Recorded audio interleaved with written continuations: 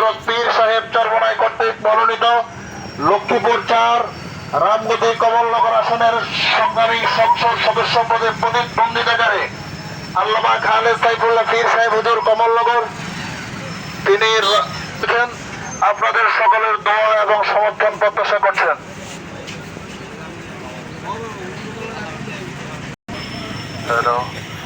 ৮ নং চরকাদিরা ইউনিয়নের সমর্থন প্রত্যাশা করছেন।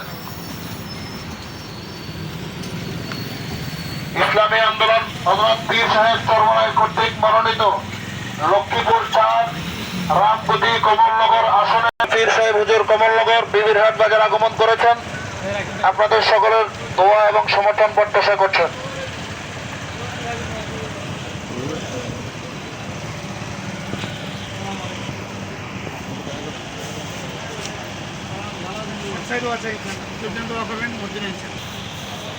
সামনে রাস্তা আছে, ঘুরবো আবার।